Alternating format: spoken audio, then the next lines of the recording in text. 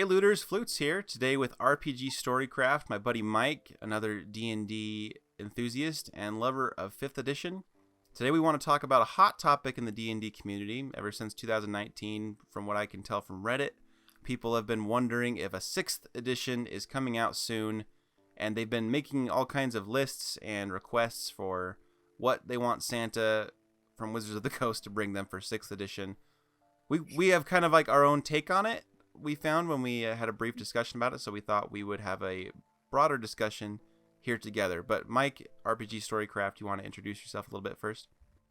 Hi, my name is Mike. I alias under RPG Storycraft, and I have been playing and running D&D for 20 years, and don't plan on quitting anytime soon. So.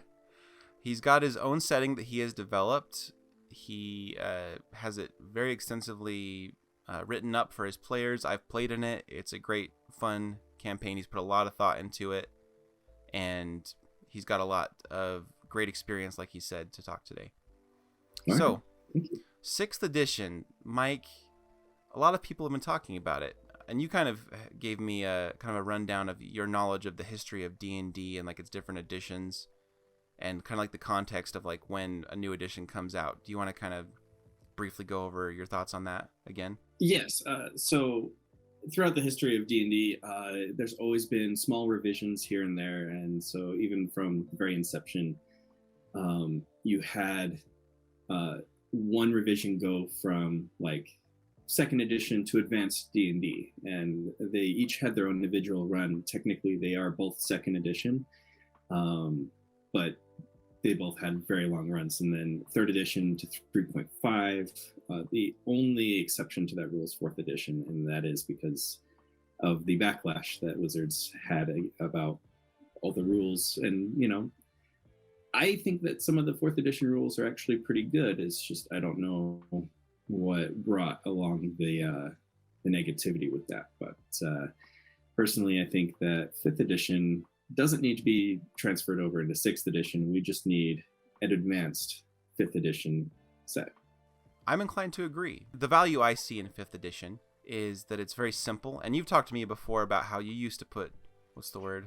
Unreal amounts of time. Yeah, unreal. Unsustainable is the word I was thinking about, where your prep for your sessions was so meticulous and extensive. It just took up so much of your time, but 5th edition has simplified many of the things in the game that you don't want to spend so much time on. I think one of them you talked about was like magic items. And so 5th edition has a lot going for it, for DM sanity, as well as accessibility for players, especially new players. Obviously, 5th edition has blown up with new players. And I think one of 5th edition's strengths is its customizability. Now, we're not all game designers, but a lot of us can implement things on our own games in our own homes that work for us. And 5th edition is kind of easy of a chassis, a skeleton to kind of put some different meat on there, for what we want out of a game. A lot of people, there's many Kickstarters, YouTubers have been lighting up with Kickstarters, and they're putting out books, and everyone's doing like extended content. There's that new Tanares RPG that like blew up Kickstarter like a record, breaking like more than $1 million in backing. Obviously, people love adding on to 5th edition, and so to just wipe all that away and do another edition, to me, wouldn't make financial sense, at least not yet, and it wouldn't make sense to us as those playing the game. There's also the discussion of people who say like, oh, well, there's other RPGs people can play if they want different things out of the game. But people like me, where I've learned 5th edition and like all my friends enjoy it, it'd be really tough to just start dabbling around in different RPGs when it's already tough to schedule us all for the game that we enjoy. And so that's like the other part for me, is I just really love 5th edition. I've tried other systems and I just keep coming back to 5th edition. I digress. So 6th edition, let's talk about what you kind of got at a concept of an advanced D&D 5th edition.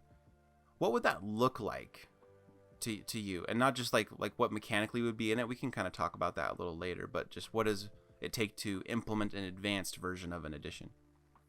Well, so coming hot off the heels of fourth edition, fifth edition, or D&D Next, when I was helping playtest it, Yeah. was one of those concepts of like, we know what isn't working and what is working, and so they're trying to find what would be good and what would not be good. And over the time frame of these last few years, as fifth edition has matured, we have found that there was quite a lot about fourth edition that was good, and it was just not jiving with the players for whatever reason, and that was what caused the backlash. And so I think there was a lot of missed opportunities in the original player's handbook when it was written, that they were so careful not to include specific things that they missed so much. And advanced fifth edition has the opportunity to go back and revamp things that, I mean, I've house ruled a lot of fourth edition rules into my game just because I liked those specific things about it. So it really is just taking another look at the simplicity and the accessibility of fifth edition, and then encoding that in the player's handbook from day one. That's kind of really what I want to see with fifth edition advanced. Yeah, I think we're on the same page in that I picture it being, and people have kind of talked about this, doing a book that's like an anthology where we have all these different books for 5th edition. Let's compile the ones that are the most needed, like the different subclasses and everything, any rules erratas. I know that like if you've bought a book recently, it has the errata to like correct certain things, but I think us that got in early, our books, sometimes we forget when there's an errata or not. And, you know, and me with Flute Salute, sometimes when I write articles or I make videos, people are like, oh, the errata says, and I'm like, I forgot the errata, you know? And so Right. It would be nice to have it all collected into one book and also expound a little bit more. I like that books like Xanathar's and Tasha's come with, in addition to like subclasses, usually some supplements for DMs to work with or different play options. Some of the Tasha's ones include, you know, more spells, more magic items, sidekick rules. There's a lot of different things going on in those books, and it would be cool to compile them, as well as some of the requests and the wish lists that people have said they want for 6th edition. Maybe they can dedicate a few pages, because it really, a lot of the rules people want out of 6th edition would be like less than a page on a PDF, you know. And so you can't make a whole edition out of it, but you can make a few pages on an anthology and say, okay, if you want to have a different system for madness and all that kind of stuff than what the Dungeon Master's Guide has, there's something for that. If you want to have a little bit more rules on armor and weapons, we can do that. We made the martial classes have a little bit more substance to them that isn't dependent on feats, you know, stuff like that. There's a lot that they could add into like an advanced edition. And is that kind of what are we both envisioning the same thing, or is there kind of Yes, like a caveat? absolutely. Yeah.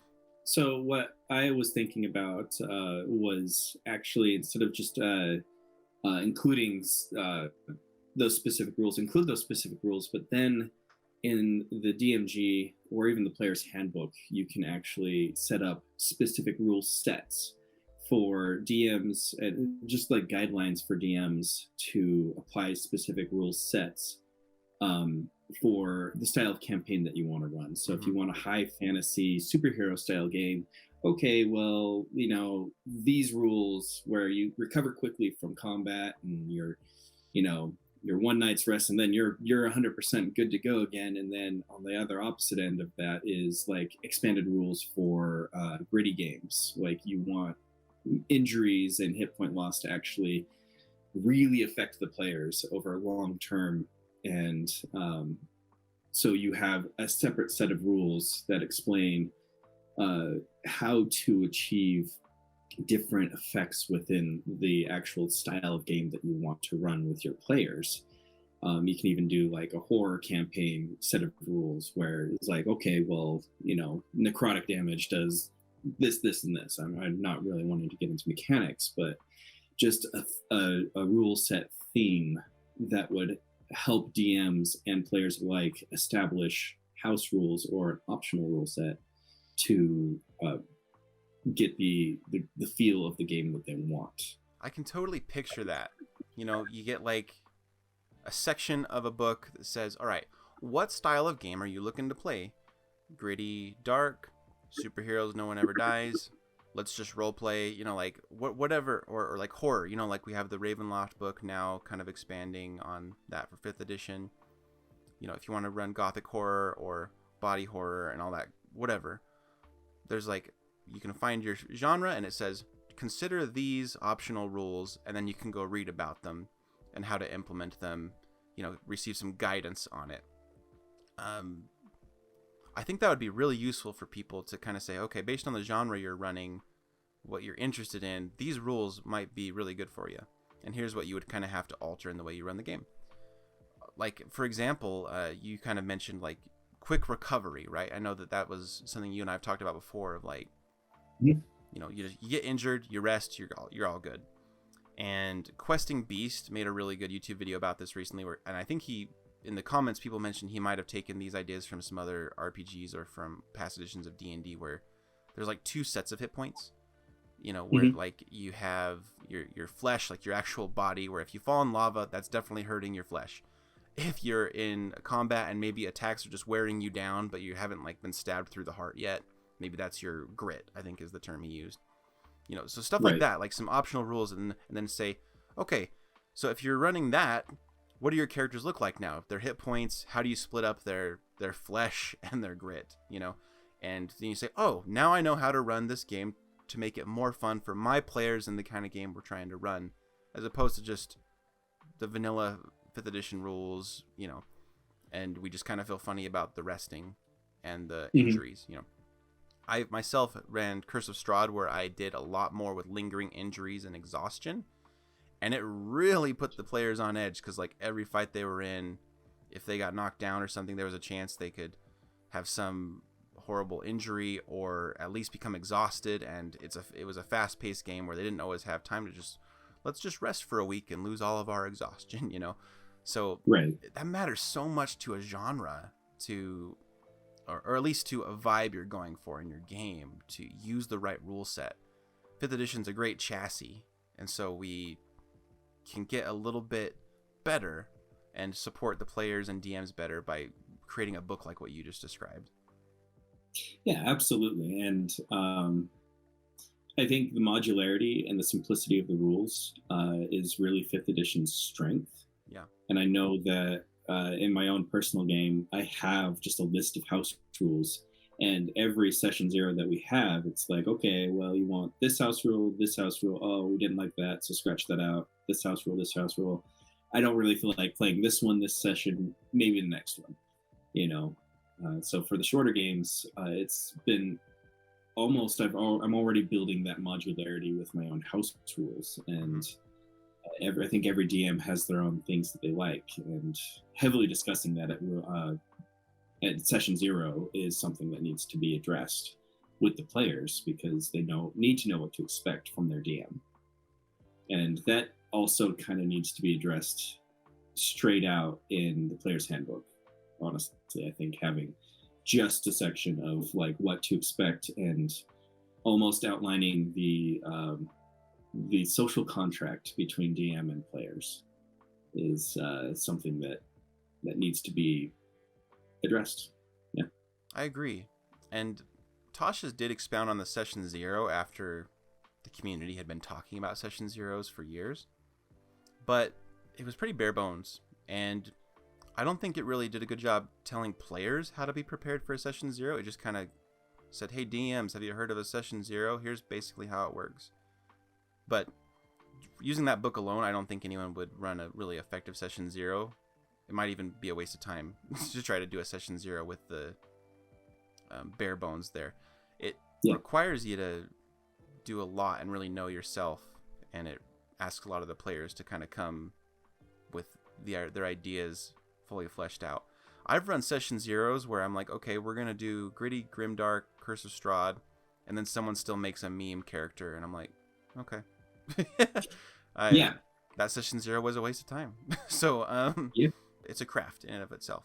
And so DMs need that kind of support because we don't just all automatically know, even if we played for years, decades, it can be hard to know how to adapt to certain new players and what kind of genre you want to run.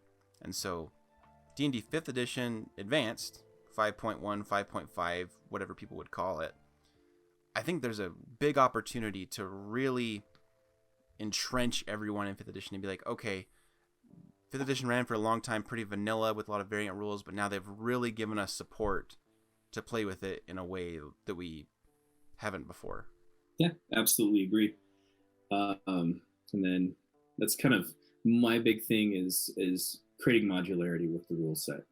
I think that is one thing 5th edition advanced would really benefit from. Yeah.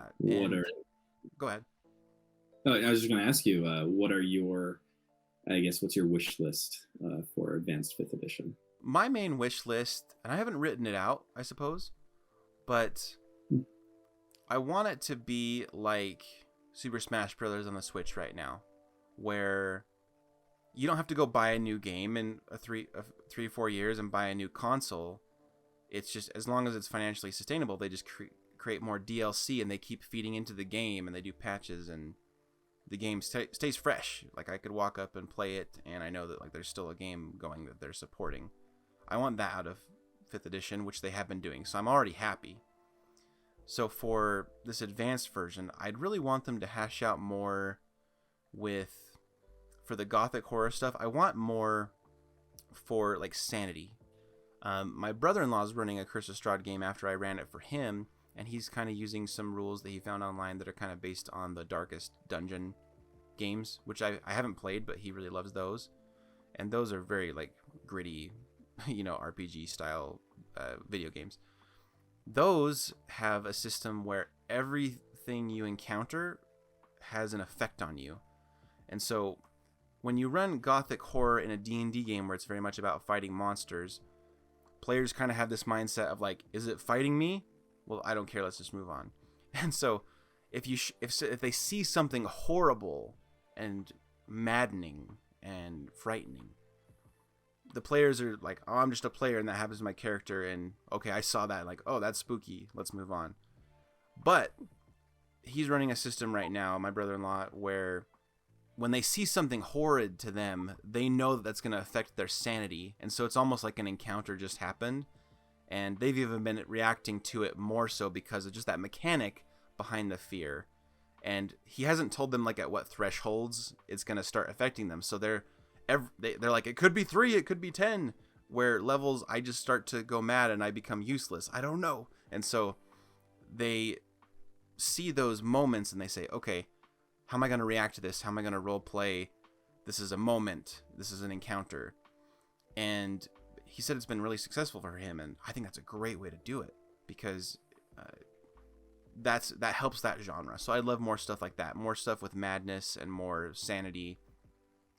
Making role-play encounters more of actual encounters. I also really like some of the stuff Drag Nakarta did writing for Flute Salute lately, where he said he explained how you could make a stat block for a social encounter and how that can like spell out like the different ways the encounter could go instead of having to read through like columns of just text the way they've written 5th edition so far.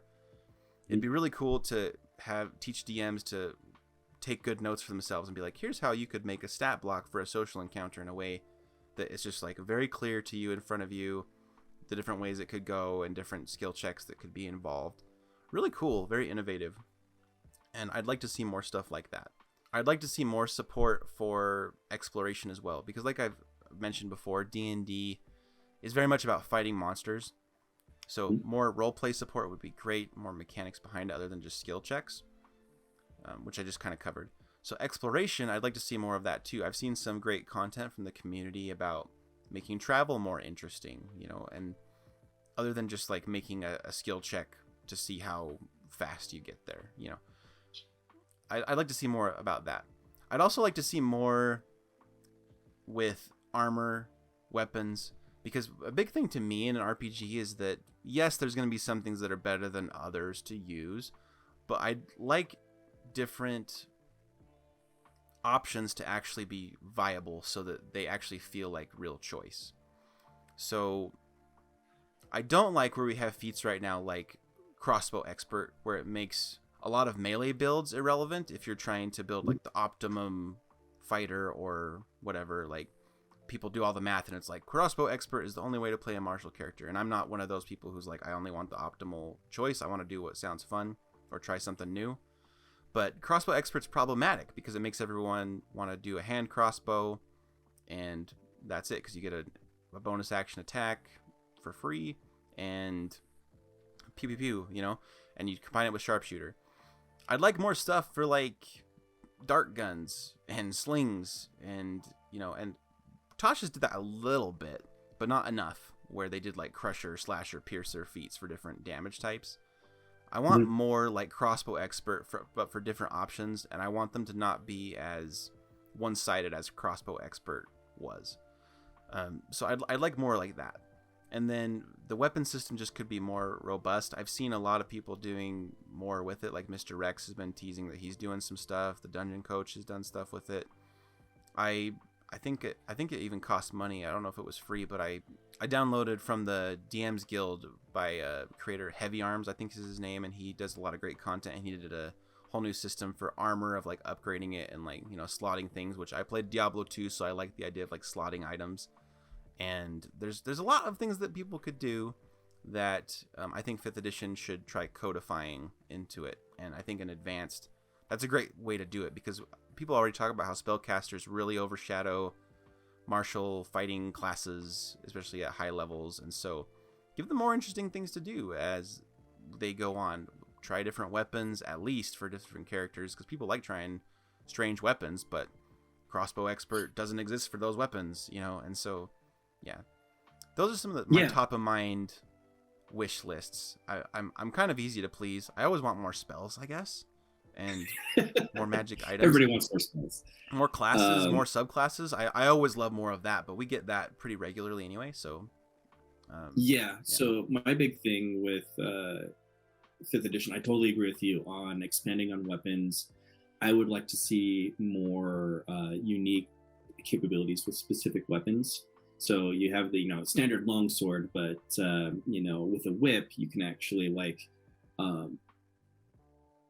you know, as part of your attack with the whip, you can actually, as a bonus action, attempt to trip an opponent or something like that. So adding special effects to weapons, or even status up, you know, status changes to specific characters, your opponents, would be a really cool effect for adding weapon variability. And I totally agree. And then revamping the martial classes to be more effective and on par with spellcasters at high levels is 100% needed.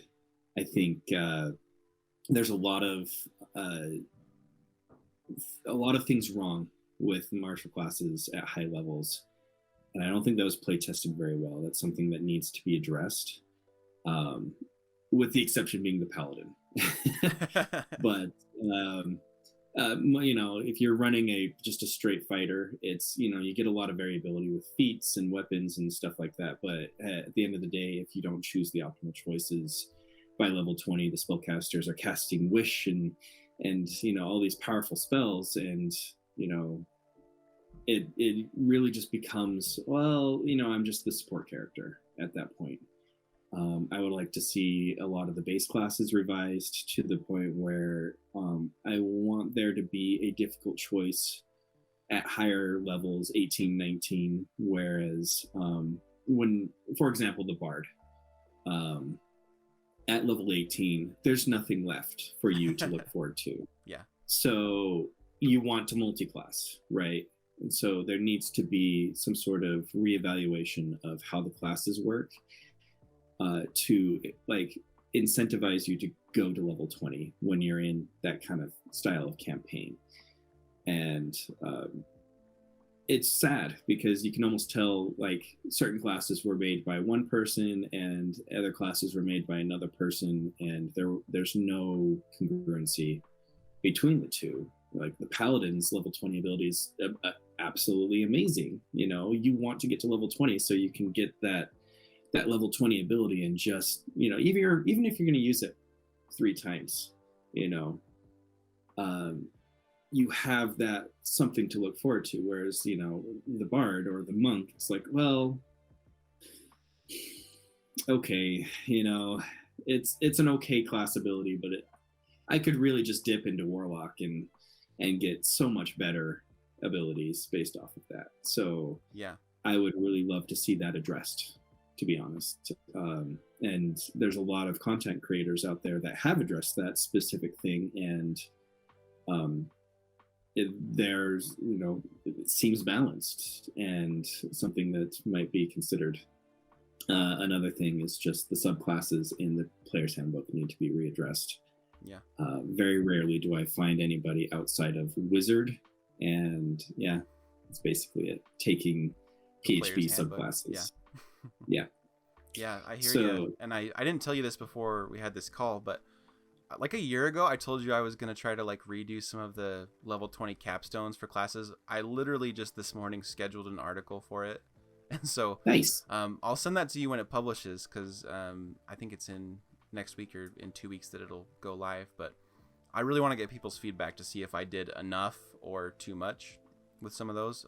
Right. I put a lot of thought into it for a long time. So I shadow mentioned you in the article because I said my friends basically told me if I'm revamping the capstones to make sure that they can be on par with like what the paladins and druids get, because that's kind of the standard.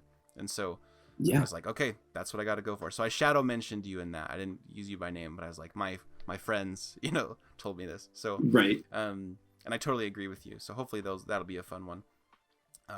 But you just reminded me of another talking point that would be great for an advanced 5th edition. Getting to high level play, we've seen through D&D Beyond and stuff that a lot of groups don't make it to level 20 or even past like level 11, 12 before a campaign ends. And that could be scheduling. It could be that's a natural end. Maybe people are afraid to go much higher. I think I heard it mentioned that Paizo said most gaming groups don't even last 6 months before they are done and they disband or they do other things, which might be because they're in college and that kind of fits that lifestyle. I don't know. But I'd like to see more support encouraging DMs to say, here's kind of what we've given you with high-level spellcasters and martial classes, and here's how you can make it work. You know, you got to keep in mind things like this, that they'll be able to teleport, and like, what does that mean for your game? But here's how you can work with it, and try to encourage people to go to those high levels.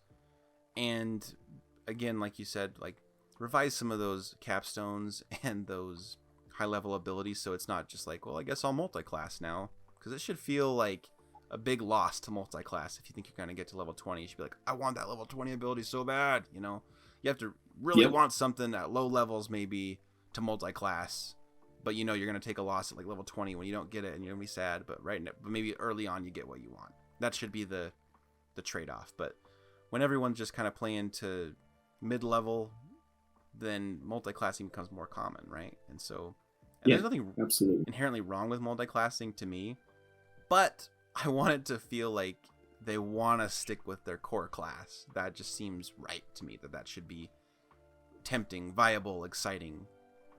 Yeah, absolutely. There should be something at the end. Like, you should be like, I want to multi-class for this ability or effect or something like that, but I'm going to miss out on this awesome ability at the end. Yep. There needs to be a consequence, if you want to call it that, or trade-off is a better word for it. It's something that's missing at the moment, because there's no like, well, I'm just going to miss out on these 3 abilities. I didn't really want them anyway. And then the second part is like you said, there's very few groups that actually make it to that level of play. And something that I started doing with this last campaign that you played in is introducing and, you know, intros and outros of characters. I played that game for 3.5 years, and only one player made it from beginning to end. And the group that I started with was completely different from the group that I ended with. And I would like to see some sort of advice given in the DM's guide to help DMs guide through that transition. Because it wasn't until I started making those transitions of like new players coming in, how do I outro old players? You know, they're moving to the city and they're getting a new job. They can't play anymore. So how do I address that? How do I bring in new players after that player has been lost? And what are some of the problems that arise from that? And there are some like culture problems that happen when you do stuff like that. So actually addressing those and giving newer DMs advice on how to do that would be a really big, important section for me, especially in the DMG, because a lot of people don't know that that's even an option that you can do. It's like, oh, well, 3 of my 4 players left. Time to start a new game. Yeah. You know, well, I put in all those hours of work, you know, months and months of prep, and that's all wasted now. I think that's something that worked really well with your campaign, so that you could kind of see a story through to the end. And it wasn't that you still focused on the characters and gave them their own arcs and involved them in the world. But it didn't hinge on like, without that one character, it's all going to fall apart, you know? And so many people talk about, you know, we're telling a story when we play 5th edition or D&D, and it should be about the characters. And so people feel like, oh, if that character leaves, like, it's over, you know? And sometimes, yeah, true, sometimes there's like someone in your gaming group who's like kind of the glue, the kind of between a different friends. And if one person, that person leaves, maybe others will leave too. Like, that's a thing. But DM should be given some guidance on that sort of stuff. Like, it's okay if you have players come and go. If you have a grand vision to get to 20th level, and you have people joining at level 5, level 10, level 15, don't sweat it, you know? Just embrace it. And here's how you can make it work and involve them, integrate them, and then when they leave, how you can kind of sunset them and bring others in. I think you did that really well. And like you said, it allowed you to run such a long campaign and really see it through. And it's really cool to see. And especially with, like you said, only one player made it from start to finish. And people's lives change, you know? Life's fast, and you never know who's going to be around. People don't always want to commit to 3 years, but they'll commit to right now. And so guiding DMs on that, I think, would really open people up to get to those higher levels and enjoy it, because I never felt like the game was broken. You know, I don't know, use the DM, maybe you sweated a few things, I don't know, but I love getting those high level spells and trying new things, and flexing those muscles after reading like every spell 3 times to make sure I picked the right ones I wanted, you know, to get to use them. Right, really absolutely. Fun. Yeah, and then kind of on that note is like, I would like to see a lot more support for higher level monster play, and I would like to see a balance pass pushed on the action economy. I will say 100%. By the time that your group had reached level 14, I stopped coming up with ways for you guys to win. I think that's wise. I just started. It's like, okay, well, I'll give them this ability. Does that seem too powerful? Let's see how they deal with it. Yeah. And you know, you guys came up with some of the most insane creative solutions that, you know, if I had sat down for 8 hours just poring over your character sheets, I would have never in a million years come up with that. And so really what it was is like, I just started making special abilities and monsters that would intrigue you more than like figure out how you're going to survive. And if it killed somebody, okay, fine. I'm good with that, you know? Mm-hmm. You're high level. They're going to come back sometimes. And I would like to see a balance pass on the action economy specifically addressed, because there is very little at high level that will actually kill players. And that's a problem. when you're 18, 19th, 20th level, and you just don't feel like, even if you threw the Tarask at them, they just be like, cool, well, we'll deal with that. Yeah. And The stakes aren't there. yeah, the stakes are gone. So I found that I started adding a whole bunch of stuff to high level monsters, just because I could, Mm-hmm. and the insanity part of it is at high levels, I had creatures not even in the low 4-digit hit points. I had them in the mid 4-digit hit points, and the party was still just. I felt like they were wiping the floor with it, and so you had this big bag of hit points, a high AC, and these really cool abilities, and the combat still only lasted like 5 or 6 rounds, and it was like, what is going on? So at high levels, I think there could be a good balance pass, because it is not a linear uh, explanation of abilities. It is almost exponential, that you need to be addressing, especially with those high level capstone abilities that we're talking about putting into the base classes. So there's Yep. needs to be a balance pass there, and I think Paizo honestly did a really good job with their combat system. I think it's specifically made for computer tracking, for like you're talking about Roll20 or Fantasy Grounds. It works really well there, but on the ground, pen and paper, like, it could be simplified quite a bit. But there's a lot there, and I would like to see that addressed at some point. Yeah, I think that would be a great move for Wizards to address, to encourage that high level play. And for anyone listening who wasn't there, like Mike's campaign he ran, we were not an optimized group with huge damage output. We were average. Just like most of the players were new, they just kind of picked what characters they wanted and went for it, aim for the bushes. And this wasn't like we're all optimized with the sharpshooter feat and we all picked the best spells ever and we all were very tactical. No, and we could still wipe the floor with all kinds of big bads and monsters. And so if you're listening, not just talking about D&D's 5e advanced, DMs, have fun with homebrew at high level. Like, just try things. Don't picture, okay, they'll be able to deal with it in this way. Make them figure it out. Just have fun. Like Mike said, I think that's really good advice. Yeah. And really what it is I would like to see a list of features and options at high level play, because at that point in time you're developing. You're not just like, all right, well, here it goes, we're going to open up the book and we're going to read the stat block and da da da. Like, at high level play, like, there needs to be a specific section devoted to, like, you do need to change your DMing style from low level play to high level play. There's a shift. There is a shift because your players will outsmart you every single time. They're going to come up with those creative solutions that you would have never thought of, and there's going to be one thing or another.